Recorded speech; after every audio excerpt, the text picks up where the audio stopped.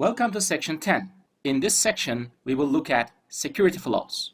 The first item we will look at is not properly hashing your passwords. Let's see why hashing is important. Let's assume we have a form. While during registration, user enters his username and password. And during this registration process, we store this username and password as a plain text in our database. Assuming at one point our database is compromised, what's going to happen is the password for Henry will be exposed and the cracker will be able to steal the account. How can we do better?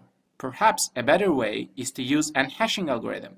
If we use a hashing algorithm, which is a one-way function, then the password itself is transformed to another string. But in this case, it is practically impossible to reverse the process. That is, even if a hacker has access to the hash, he won't be able to go back and generate the password itself. Since he will not recover the original password, he will not be able to access to the account. However, just using a hashing algorithm by itself is still not enough. At that point, the reason being is that there are some tables called rainbow tables that includes pre-calculated hashes.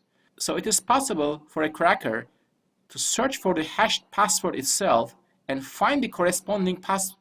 To make our hashing process more secure, we have to introduce something called salt. A salt is something added to the password during hashing algorithm. Salt is generated randomly, and once you add a salt, even two users use the same password, they will generate different hashes. So it renders the rainbow tables ineffective.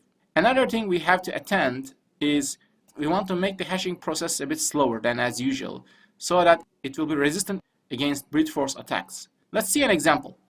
In this example, we will see how to do proper hashing with a password. So at line 9, we are asking the user enter a password from console. In this case, this can come from a web application as well. And then we read the password from console and we create a new instance of salt, which is a byte array of 128 bits.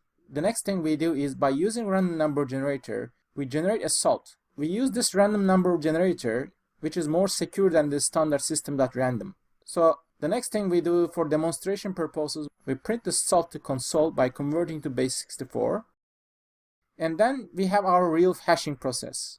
I recommend prior to the hashing process, check if the username exists before to mitigate potential denial of service attacks. Then we use a 256-bit subkey and we basically use key derivation.pbkdf2 algorithm along with the hashing algorithm of HMAC SHA-256.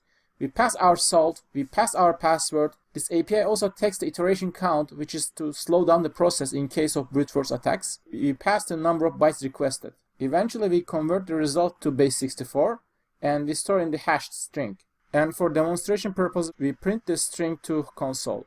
Normally at this step, you would also store the salt and password to DB. Let's run and see how our application works. We enter the password. Then you see the salt and the hash string is printed. And we may store this salt and hashed password to database in a secure manner. In the next video, we will look at misusing cookies.